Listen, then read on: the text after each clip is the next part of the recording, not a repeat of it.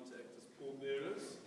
Leon Regensburg, Isabel Nurek, Ricky Foltz, Johnny Sapika, David Sapika, Stan Korn, Herschel Miller,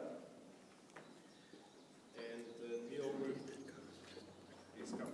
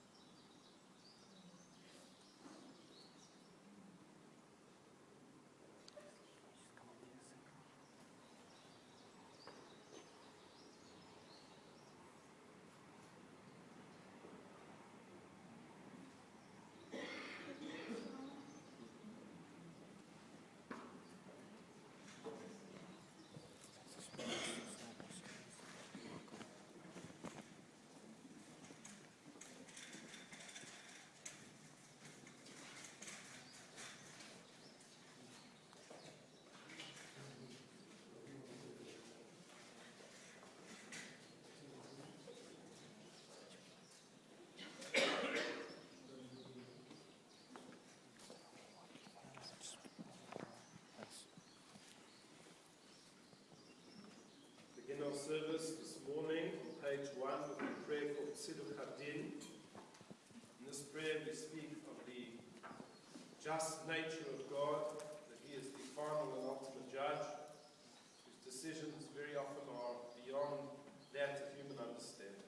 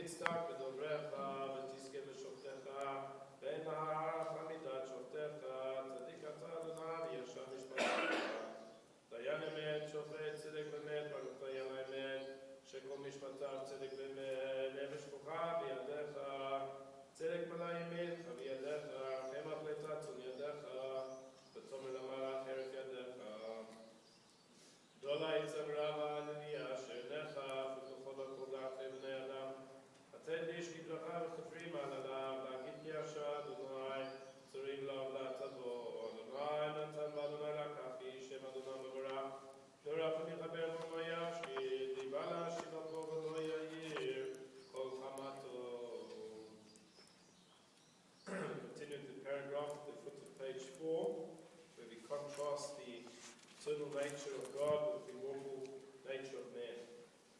Enosh kechatzi amav kitzitz hasadek en yatzitz.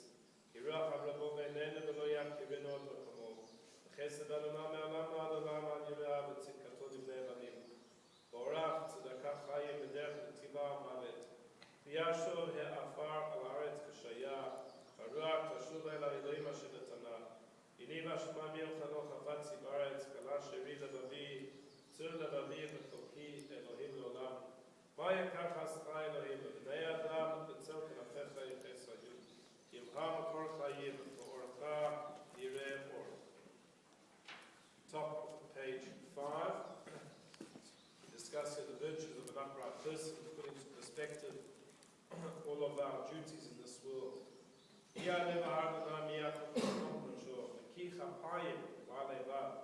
אשר לא נסע לשב נפשי ולא נשבע לניבה. סברחמת אדוני צדקה מלא ישור. סוף דבר הכל נשמע. את האלוהים ירא ואת Rav Shemor, Izeh Kol Ha'adam. Hayom Katzeh V'Melacham Merubah V'Po'alim Ha'Tzelim V'Asachar Ha'Beh Ba'al Habayit Ochek Lo Alecha V'Lacha Ligmor V'Lo Ata V'En Chorin Libatam Mimenu Ne'emanu Bar Malachtecha Sheyishalem Lecha Ascha P'ulatecha V'da Shematan Sacharam Shel Tzadikim Le'atid Lavo. In the Ethics of the Fathers, our great sage Shammai tells us, Habel kol adam b'seven panim yafot. Greet every person that you meet with a cheerful countenance. Elsewhere in the Talmud, it states that a person who shows his fellow the white of his teeth, in other words, he gives him a big smile, does more for him than if he had given him a glass of white milk to drink. It may be true that the liquid fortifies the body, but the smile, the cheerfulness with which you greet another person fortifies their soul and uplifts them. And I think this was Alec. He always had a wonderful, cheerful smile on his face.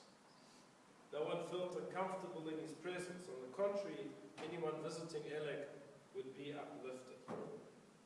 The fact that he often nodded his head along to his visitors, even though he often did not hear exactly what they were saying, gave the impression that he was interested in everything that they had to say. And he was a person of wonderful qualities other than this cheerfulness. He was humble, modest, brave, wise, never complaining despite a difficult life. He never spoke Lashon Hara. And this is even before he suffered his stroke, which robbed him of the gift of speech. Even beforehand, there was never a bad word said about another person. And perhaps the best way that we could describe Alec is with that Yiddish word, a guter. He was a good person with a leiv tov, with a good heart. He was a faithful, devoted, and loving husband of more than 67 years to his beloved Doris, who also looked after him with incredible love and devotion. The early years were spent in Uppington, where the family were farmers. And the family told me of his kindness in those days, when the farm had a store, people would buy on credit, write their name down in a book, and very often Alec would just scratch it out, realizing that it would be very difficult for the people to in fact meet their commitments and pay their debts. He possessed a marvelous sense of humor, a love of life, and a love of nature.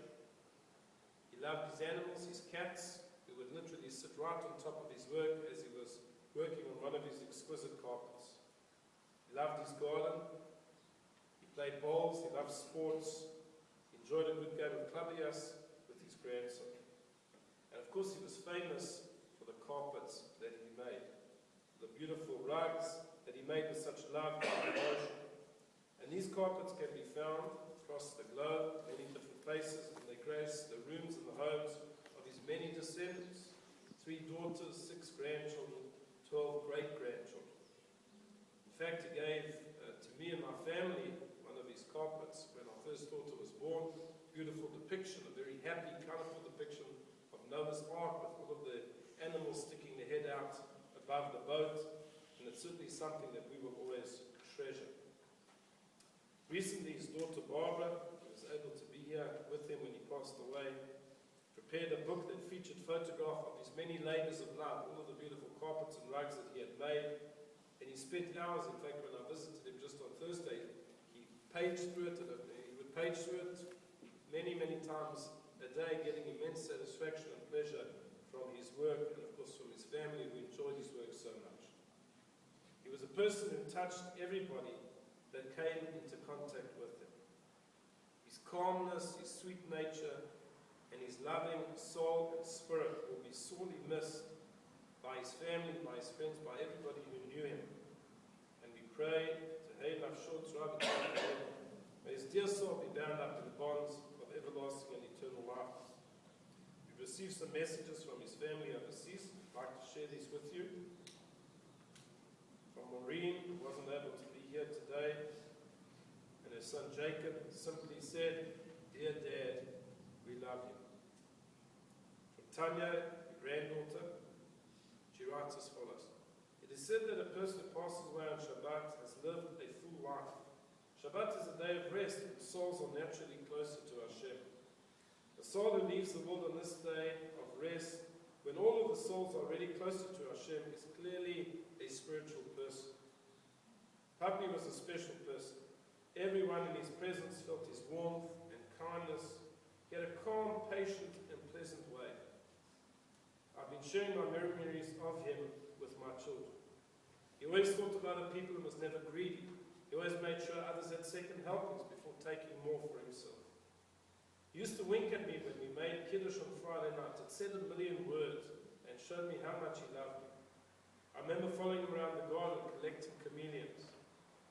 I remember picking him up from the train station, playing chess with him. He would never let me beat him.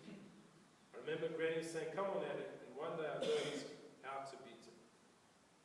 I remember him putting his thumb and finger around my skinny wrists, saying, "You're pretty awful." Looking at pictures together, seeing him make those gorgeous rugs, sitting on the stoop, going to onras with him, and still hearing his voice as he said, "Lovely." Enjoyed having a whiskey with his son-in-law, enjoyed swimming, and he would express himself with the use of just one word. She writes that having Alec and Granny come to our wedding was indeed very special.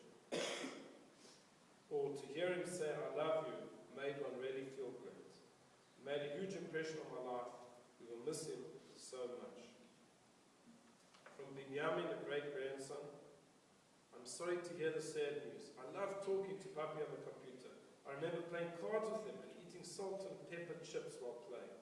I really enjoyed that. I will miss him." From a great-granddaughter, Rena, "Dear Papi, you're so special to me and my family. Thank you for the rugs. I love you.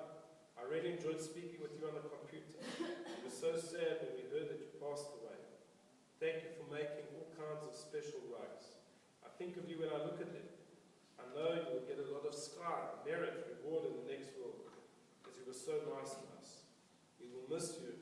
Loving you, Rena." From his son-in-law, Barbara, husband Edel, "My heart goes out to you and to your mother, Cynthia and Marie, at this very difficult time. Words cannot express how much a man of few words will be missed. Alec was a paragon of virtues. This was best revealed in the loyalty shown by his former subordinates in the military. May you be comforted amongst the mourners of Jerusalem." From his grandson Anthony, he shares with us childhood memories of a man of a few words, spending Friday night having dinner with Papi and Granny, playing chess after dinner and watching and admiring Papi think about his next move. I loved his reactions and remember them clearly. Or remember going for a walk down Copeland Road with Papi and the dog, sitting with him watching tennis, eating peanuts and scotch, his favorite, always with a cat or a dog upon his lap. Going down to the cellar with him and working on something. He was so proud of his greenhouse and the orchard that he grew. Or taking him to bowls and watching, picking him up from the train when he came back from work, or when he showed me his biceps. The smile and joy when he said yes after his thought was communicated and you got it. Or his happiness in meeting Michaela, his very first great-grandchild. I have fond memories of my Papi who will always be in my thoughts and memories. I'm thankful for the time we had together. And I think all of these just express the views that I shared with you, the type of person that he was, that calm person, that sweet person, the person that you just loved being around, and just somebody who gave you a sense of warmth, never complaining, never arguing. Again, I wish the family a long and good life, and that please God they should only share joy and simchas in the time to come. We're going to make our way now